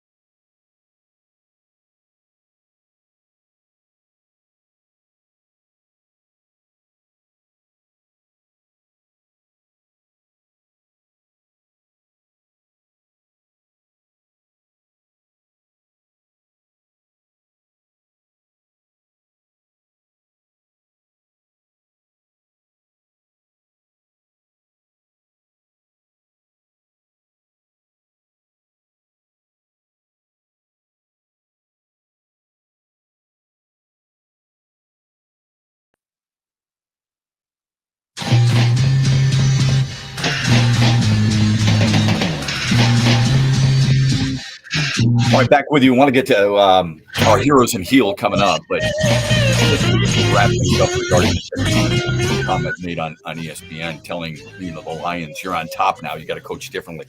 What got them to the top? What got them to 12-1? What got exactly them what they're still doing? Consecutive wins. Why would you change? Like I believe people should be able to adapt. Just because you do it one way doesn't mean you can't evolve, right? Especially if you're successful. So that's a fine line. Why would you change if you got to that point? And on the other hand, you also have to evolve as the game changes or its times change and things of that nature. I mean, if that's the case, Kyle Shanahan should do things all the time the same way, right? Because he got his team to a Super Bowl. He's been to a couple of Super Bowls, right? Nick Sirianni, did he change it all? His philosophy? You could tweak it. But deep down inside, you have to believe who you are. This is the way I do things. This is the way Dan Campbell does things. For Teddy Bruschi to say, oh, do you have to go for it every time? You don't, nor do the Lions. There's a misnomer out there that the Lions are the team that goes for it on fourth down more than anybody else, when they don't. They rank 9th in the National Football League in fourth down attempts. Cleveland's number 1. Chicago's number 2, Atlanta's number 3, the Giants are number 4, Carolina is number 5, Miami is 6, Dallas is 7, Jacksonville is 8. The Lions just happen to convert more than everybody else. AKA, it works. This philosophy works, believe it or not. It doesn't work every time. Is there a risk? You're damn right. Am I uncomfortable with some of those risks? On occasion, yeah. But guess what? There's risks in punting a football too. You saw it, right? You saw it yesterday. Minnesota. Did you see the blocked punt? I think you did. The Bills had one too. It's a lower risk. Yeah, I'm thinking the Rams blocked the punt and ran it in. The Rams blocked it in and ran it for 6. It's a lower risk for sure. But perhaps, just perhaps, part of Dan Campbell's mantra of kneecaps and ankles and all that other stuff also is a sly way of saying, my guys, if we can't get a yard on fourth down, we don't deserve to be out there. Again, not necessarily my philosophy, obviously not Teddy Bruschi's philosophy, and not everybody else's. But it's his philosophy, and it's what has made him successful so far. My hope is that in a Super Bowl, and you're in a close game, or you're winning, and you're on your own 31-yard line, you're not going for it on 4th and 2. That's just my hope. And my guess is Dan Campbell wouldn't either. But there's going to be a time, you saw it in the NFC Championship game last year, there's going to be a time where he'll do it in the playoffs. And sometimes it may work, and sometimes it may not, folks. But I just want you to remember this conversation. A big part of the reason he is where he is, his team is where he is, and his team plays the way it does, is the belief in one another. Coaches and players have talked about it. It instills the confidence. And it's not so overboard to make you think they go for it more than anybody else. They just happen to convert more than anybody else. Let's go to the phone lines real quick, and then we'll get to Heroes and Heel, and we've got our poll question from Friday, and we've got our daily wager brought to you by Soaring Eagle Casino and Resort. Who's up next on this Monday morning? We have Dale over here on the west side of Muskegon, and he's got some thoughts on Dan Campbell. Hi, Dale. Thanks for listening to X's and Bros on WMAX 96.1 FM The Game. How you doing? I'm good. Good morning. First off, I love the show. I'm a big fan. Yeah, I love the show. Big fan. So one thing that all those teams that go for it more than Detroit have in common, you know what it is? They all stink. They all stink. Detroit does get it more than any other team. They are successful, but it killed them last year in the playoffs. In big moments, I'm just going to say it's going to come back to bite you. Green Bay had how many players out on defense, right? If you get into the playoffs, one time can kill it. And I don't care how good you are. If you start doing it in the playoffs, they're going to ship you out of there eventually. I don't care what you've done for the team. I get that it's exciting and they're succeeding, but when it comes down to the come down and you're playing against San Fran this year, a good team in the playoffs, and they stop you with a good defense, it's going to bite you. If you do that How many times do you think they're going to let him go in the playoffs before they finally say, oh, man, if this costs you 2 out of 3 runs and then you just get beat one, or you win one but it costs you 2, when do you think they're going to say enough is enough? Do you think they're just going to keep letting him go for it on 4th down, or you think he's going to tone it down, or you think they're just going to say, okay, you took us this far. You've blown 3 games with bad calls. It's a little hypothetical, of course. You know what I mean? Like, it could win. It very well could. But it has already cost him once. And my fear is against a great defense or a team that's not shorthanded and handicapped by, I think, 7 players on defense being down, it doesn't work all the time. And in those big moments, and I did steal this off another show that I heard later in the day, and I thought it was important. When it comes to those big moments and momentum swings, it's huge in the game. And you are now no longer hunting other teams. You're the hunted, right? So kind of maybe play a little bit now. Like I said, it's working, so it's tough. But let me ask you this, Dale. Did you have a problem with them going for it on 4th down in the playoff game against the Rams and against Tampa? Yeah, I don't love it. I don't love it. Okay. So when you get it, it's great. When you get it, it's great. I get it. Yeah. So what is it? I just think it's overkill, and it's going to cost them in the long run. Okay. Is my thought. It's going to cost. It's already happened once, and I just feel like in the big moment of a game, if you go for it and don't get it on 4th down, especially in a playoff game, the momentum switched in that San Francisco game. Yeah, I think momentum. I think you can. Thanks for the phone call, Dale. Really appreciate it. I mean, those are great points. I mean, that's your belief. I respect your opinion. I think when when they went for it on 4th down against the Rams and they converted. They went for it against Tampa on 4th down. It converted. And just so you know, they had gone for it on 4th down against San Francisco and it converted too. So when you talk about momentum, there's a lot of things that change momentum, Dale. A lot of things. It's not just going for it on 4th down and not getting it. That momentum can stay with you if you want, if you do get it. I'm not sitting there advocating for him to go for it on 4th down every single time, and he doesn't either. But when you talk about, up against really good teams, against teams that are, don't have a lot of guys missing on defense, don't talk to Lions fans about defensive players being out. Because when you've got 13 on IR from your defense, and you've got one guy along the defensive line who started against the Rams and then started against the Packers, when you've lost 4 of your top 5 linebackers, when at one point you've lost both corners, it's going to fall on deaf ears. All right? You're trying to tell me that the team you play in the playoffs, these are really good teams. You don't think they've played good teams so far? Gone for it on 4th down? Come on. What are you talking about? That's one part of this conversation that I think is underrated, is that they do it against, it doesn't matter who they're playing. I mean, people are complaining that they're running up the score on Jacksonville and Dallas and whoever, Tennessee. They're going for it on 4th down in those games. They're kicking the crap out of teams. They're still going for it on 4th down against the Rams and Bucks. Right. Both those teams were in the playoffs a year ago. They're shoving it down the Cowboys' throat, and that team won a division last year. They're going forward against the Packers, and the Packers were a playoff team a year ago. Let's not be too selective and think, well, when you start playing good teams, they've played good teams. They've gone for it on 4th down against those good teams, and they've been successful against those good teams. Don't act like the playoffs teams are all that vastly different than the regular season teams that they've played. This is not college football where you're getting somebody for the first time ever. All right, hero and heel when we come back, and the Daily Wager, and of course, the results from Friday's poll question. We've got a new poll question up there for you that we want you to look at too. It's coming up here on X's and Bros on a Monday. Yeah. The living legend of gangster, Ice Cube, returns to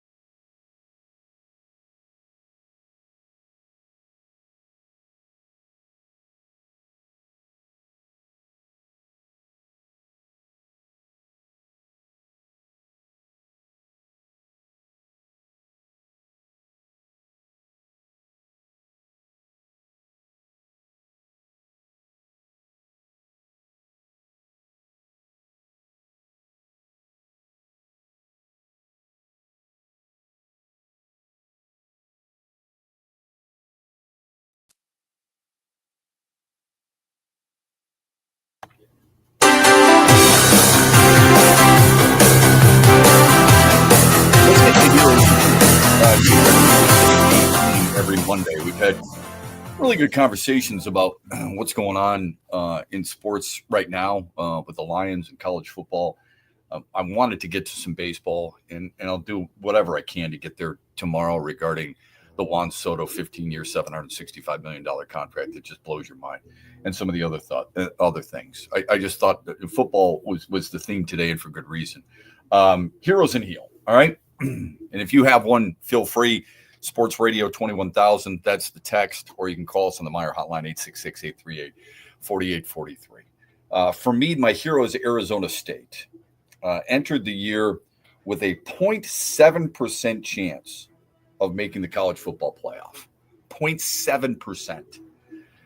They go out, they destroy Iowa State in the Big 12 championship game, 45-19, their first year in the league. You've heard of the running back, right? Cam Scatterbro, 170 yards and 2 touchdowns. Easy to look at the numbers, right? He had 102 yards after contact.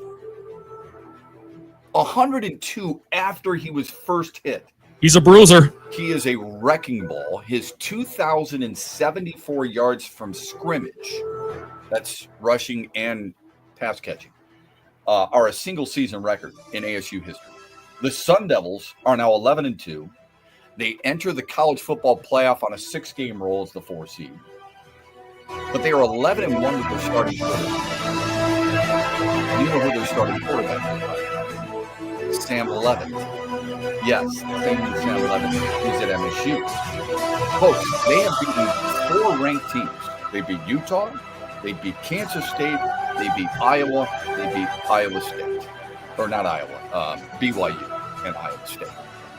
That's an impressive run for Arizona State. They're kind of a fun, feel-good story in the college football playoff. Sam Levitt at the helm. I can't help but wonder if Michigan State fans are just shaking their heads all in unison saying, how come we didn't see this last year, or what could we have done with him this year? Anyway, Arizona State is my hero. Who's yours? It's a good one, and the college football playoff is going to be electric. I will stay with Michigan State. Good segue. Giving it to Tom Izzo and MSU men's hoops. Absolutely crushed Nebraska on Saturday. The 37-point win is the second largest conference win in Michigan State history. And that's obviously a very storied program. And for all the warts that they've had in the early season, the 3-point struggles, all that seems to, it's finally culminating in some wins. The Spartans seem to have found what the identity of this team will be. They've gotten back to the old school Tom Izzo, defend, rebound, run. You defend, I mean, you blow the team out by 37. You rebound.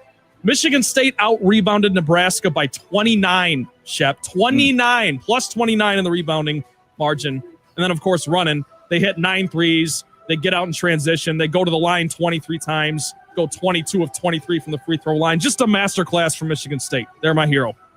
Should be in the top 25, AP top 25. They were in the coaches' top 25 last week. And 26th in the AP, so they missed that cut by 1 spot, so they'll be ranked, no doubt. Right, and Michigan was ranked 29th, I believe. Both teams, I think, should be ranked in the top 25, no question. Here's my heel, the Red Wings. They fall to Colorado the other night 2-1, meaning they've lost 5 in a row, all by 1 goal. They've dropped their last 7 consecutive 1-goal games. They have just 2 points in their last 5 games overall. Detroit has scored the least amount of goals in the conference. Only Nashville and Chicago have scored fewer overall. They have the least 5-on-5 goals in the league. They have the second worst penalty kill to the Islanders in the NHL. They also have the least goals scored by defensemen and own the worst shot differential in the NHL. Their 24 points are second fewest in the East. And I can't help but wonder. Steve Eisman said this. Rebuilds are hard. They're difficult. Yep. And it's been a long time during this rebuild. There's been a lot of missteps in the rebuild. Derek Lalonde is taking a lot of heat. Anybody outside their top line of Larkin, Raymond, and DeBrincat are taking a lot of heat and forgetting. Where's the heat on Steve Eisman? It's a roster construction that doesn't work right now. But we don't hear much about it. Why is that? Because of all he accomplished as a player and a leader, and perhaps maybe what he did at Tampa? At some point, people are going to look at it and say, enough is enough. This team is not just bad, they're boring and bad. It's not a good watch. It's a terrible one. They don't score goals. Yeah, that's what I just said. I mean, I gave you the numbers. I mean, it's not the recipe for success. And I always wonder when you look at it, and I said this in the 6 o'clock hour in case you missed it, that it's that fine line.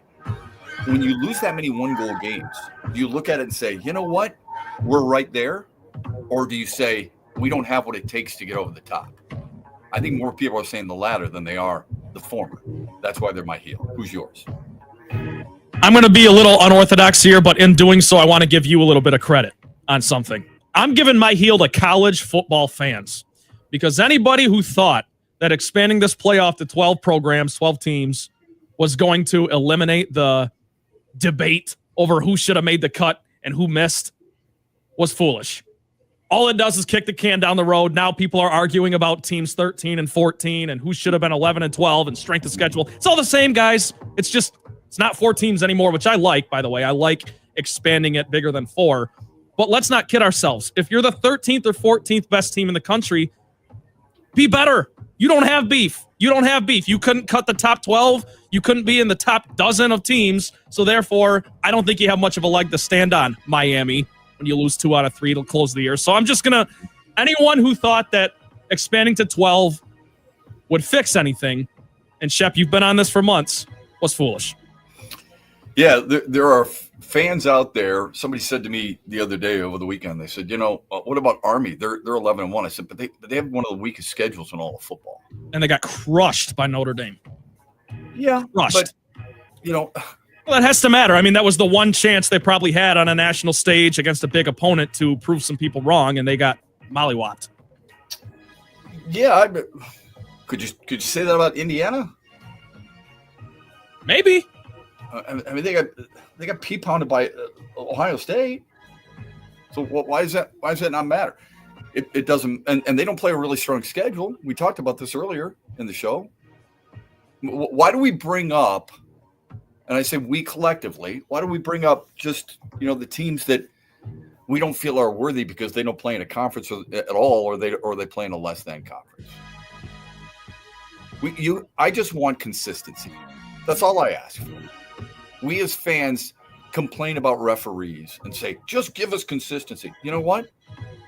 Talk show hosts should demand it from each other and demand it from their listeners and demand it from anybody who's involved in the show. Be consistent. Where are you on that? That's all I ask. Those are good heroes and heels. We always have them for you on a Monday, and we welcome yours via the Meyer hotline, 866-838-4843, or via text at Sports Radio 21000. Poll question from Friday was out there, and it was, what's been the Lions' most impressive win? And we said this on Friday because they're coming off an impressive, thrilling win over Green Bay with plenty of drama, knowing that they came from 10 points down in Minnesota, knowing that they needed a strong second half to win in Houston. Which of the 4 was Detroit's most impressive win? What were the final results? 54% are living in the moment, saying Thursday night against the Packers. That's not a shock to me. Is that a surprise to you? No. Nope. And I don't think it's the wrong answer either. I don't think there is a wrong answer. Right. No. I don't think there's any wrong answer. Quite honestly, Shep, just if I can throw this in here quickly, at Vikings got 8%. That came in last place. That was my vote. I voted for at Vikings. I thought going down, got to remember, at that time, the Vikings were 5-0. They're unscathed. You go down 10-0 early in that game, and then, of course, the late fumble by David Montgomery gives the Vikings the lead back with a couple minutes left, and you go win that one on the road. That, to me, is the most impressive win of the season. But there's a lot of answers to this question, and that's the beauty of it. Yeah, I think for me, for Minnesota, the Minnesota game, 5-0, at what point do I draw a line and say, now I've recognized who that team is? I'm not sure what that would be. For me, it was Houston. And I think it was Houston for a couple of reasons. First of all, and this is bias on my part, I'll be free to admit it, I thought Houston was going to win their division. They are going to win their division. But I thought they were a legitimate contender in the AFC. As I watch Houston now, I don't maybe see them quite as much. But I did see them at the time. I believe they were 6-3. I saw them with a potent offense that would test Detroit's defense, and knowing that the Lions were down 23-7 at the half, for them to stage the comeback and shut that Houston team out in the second half. And I suppose incredible. I get caught up a little bit with it being a road game as well. But what they did, picking off C.J. Stroud twice, limiting to him just a pedestrian 230 yards through the air, that drew my vote because of the timing of it, where it was, and all those things as part of it. In addition to that, I think, I don't know if you feel this way, but in the NFL, it's so hard to win every single week.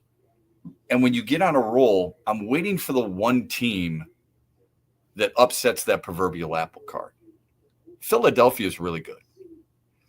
Look at what happened at home against Carolina. It was tough. It was really hard for them to put away the Panthers. They had their hands full.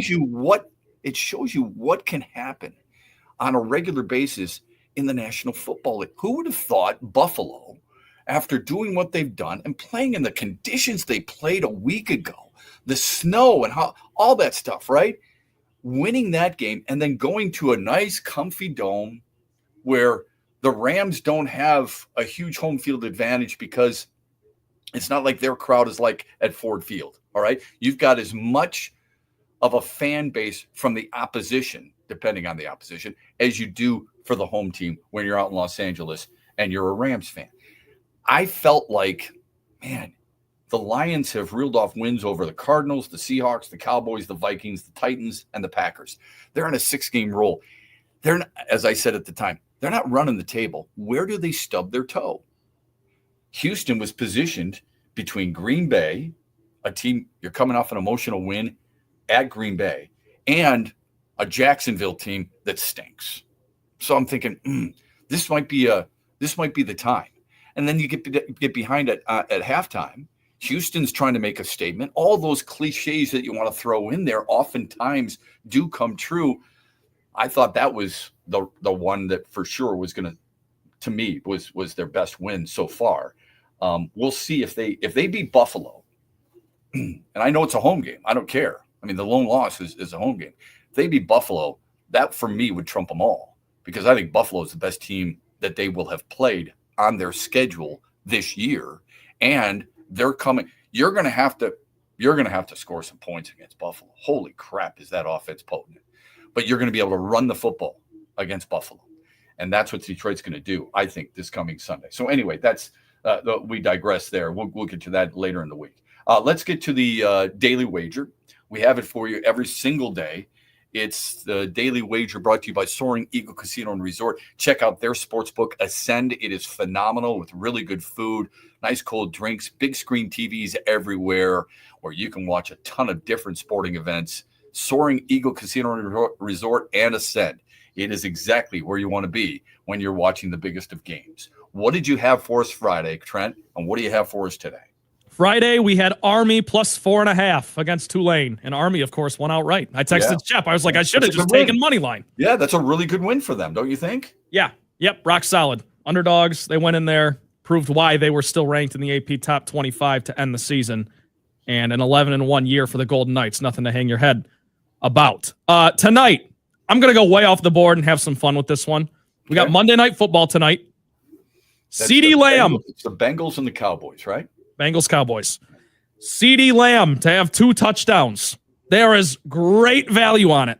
I mean, you bet $5, you win north of 55. So that kind of stuff is tantalizing for me as a sports bettor. I had a pretty good weekend with the gambling, so I'm going to splurge a little bit on this one. And my logic is this, Shep.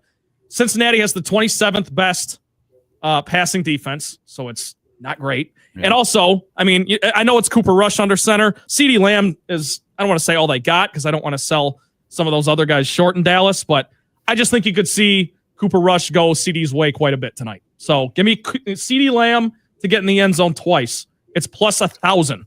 I am hoping that he goes to somebody other than CeeDee Lamb. I want him to go to Brandon Cooks because I need fantasy 20 points for my fantasy win and to make the playoffs. So I'm down 20, and I have 2 players playing tonight. I have Jamar Chase and Brandon Cooks, who I picked up a couple of weeks ago. And I know he's only played 5 games. I need somehow, some way, 20 points out of those two. I like your chances there. Yeah, I do. I think you'll get, let's say, 14 or 15 from Jamar Chase, and then you just need a couple catches from Brandon Cooks. I could see it, Shep. I gotta have it, man. I mean, two of my sons have already made the playoffs, so I've got to get this win here tonight. Jamar Chase has 1,134 yards, I think, something like that. He's got 13 touchdowns. I'm not asking for too much. I only want 2. Is that asking for too much from Joe Burrow? Can you find Jamar Chase for a couple of touchdowns for me? And Cooper Rush, even if you don't get Brandon Cooks into the end zone, can you hit him on a fly route? Give me some type of big-time game from Brandon Cooks, even if he doesn't reach the end zone. Just give me some points, man. 3 or 4 catches for 60 yards out of Brandon Cooks. Something like that. Let's go. I'll tell you what, this week was rough for me because it was a win and you're in situation for me in the playoffs. And I played against Josh Allen. Oh, my gosh. 3 passing touchdowns, 3 rushing touchdowns. I think he finished with 60 points. Yeah, my daughter has him. I was watching that game. I'm going, my God, whoever has Josh Allen, this is going to, what a night for them. She goes, I have Josh Allen. She goes, he's got me 56 points. She lost. How does that happen? I know. She is, let's just put it this way. She is not all in on fantasy football. So on occasion, she'll play a player who's on a bye week. It can be frustrating for a lot of people. I did help her a little bit last night. She had to play a certain tight end, and she had to claim a new defense, and all you're going to get is either Cincy or Dallas's defense. So I had to help her out just to actually have a decent roster. Fill the lineup, yeah. I shouldn't say that she didn't win, but she's got some makeup time to do for tonight. I don't know if she's going to be able to do it. I want to thank you for your phone calls and your texts. I want to thank you for listening. Thanks to Trent Bally for his production of our show here this morning. We're back with you tomorrow morning, 6 o'clock. Don't forget, on these same affiliate stations, the huge show later on today from 3 until 6. We're back with you tomorrow morning, 6 a.m. across the great state of Michigan here on X's and Bros. Thanks for listening. Have a great Monday, everybody. It's time to go in the huddle with Matt Shepard. 1, 2, 3, top flight. It's a new day to